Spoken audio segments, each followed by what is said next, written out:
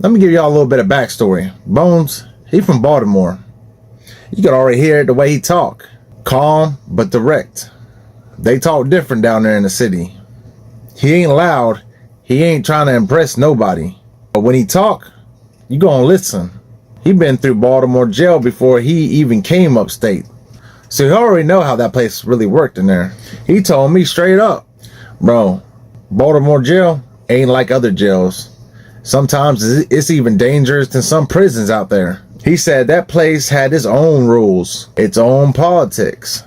And if you ain't understand what was going on, you could get caught up in something quick. He started to break it down to me. He said back then, the jail was out of control. Drugs coming in, cell phones coming in, people making money. I'm talking big money. More money than people are making on the outside. He said Suboxone strips was like gold in there. That was the real currency. Tiny pieces going for crazy money. And whoever controlled that, they controlled the tier. Now this is where the story really turned up. Alright, but what's all that NBA really about? Well, I mean, what you mean no bloods allowed? He looked at me, I still wasn't getting it. Like, nah bro, you ain't hearing me. That wasn't just talk, that was real. Then he said it straight. BGF was at war with the bloods in there at the time.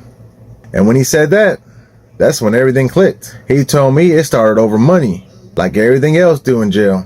Money and control. And if you don't know who BGF is, they're a gang, the Black Guerrilla Family, well known throughout the prison system. Ruthless. Most of them come from Baltimore. If you come from Baltimore, you're going to be repping BGF most of the time, if you in them streets. He said, look, bro, if you wasn't tapped in, you wasn't selling nothing. I mean nothing. Not food bags, not commissary, not drugs, not nothing. He said the Black Guerrilla Family had it on lock. That was their city. Most of them from Baltimore anyways. So the numbers already there. He told me like this. It's like going somewhere else and thinking you finna run something where you ain't even from. It don't work like that. So what happened was some bloods started moving on their own. Selling Suboxone. Making money without going through who was already in control there. And in jail, that's where the problems start.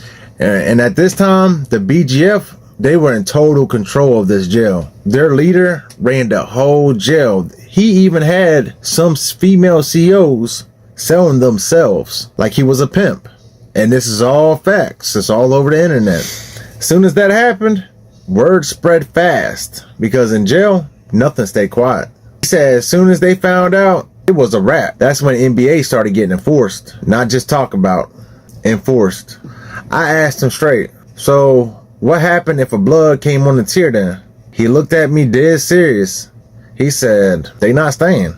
He paused, then he said either they getting moved out or they getting handled.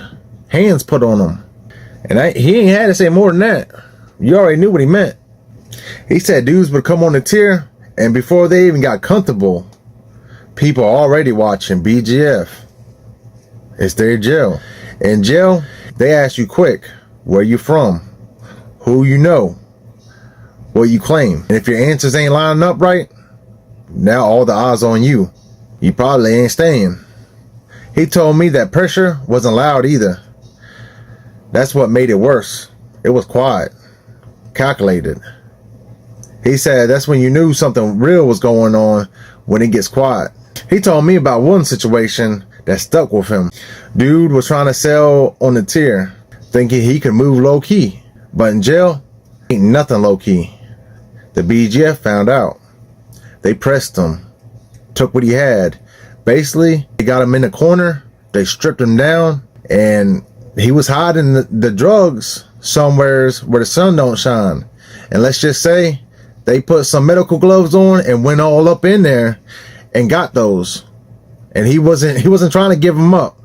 They forcefully went in there and took that. And later, somebody said he had more on him. Matter of fact, it was his cellmate said he had more on him because he was plugged in with the BGF. Word got back to the rest of them. They came back, stripped him down again, went through all of his clothes and took all the rest he had. Bones, he looked at me and he said, "That's what I'm trying to tell you. You couldn't just do what you wanted to in there." He said after that, everything changed. The whole tier moving different. People talking lower. People watching more. Even CEOs acting like they knew something was off. He said, that's when you knew these ain't just rumors no more. This the rules now. Years later, everything started to come out all over the internet. You can look it up to this day about how the jail really was, how people had control over it inside, how things were getting run. One leader from one gang ran one prison. The state didn't run that prison. That gang member did. But Bones told me when he was there, that was the real time. That wasn't news yet. That was his life. So I'm sitting there in the cell listening to all this, and I'm realizing something. People on the outside think jail is just boring or just something to play with. But situations like that, that's real. That's why I tell these stories. Not to glorify anything, but so people understand what they're walking into. Because once them doors close behind you, you're not in control no more. You in somebody else's world. This Crime Talk 369, prison stories on the line, New York rhythm in the spine. If you did it or you didn't, you gon' feel it in this rhyme. This Crime Talk 369. We break it down, do the time, hit record.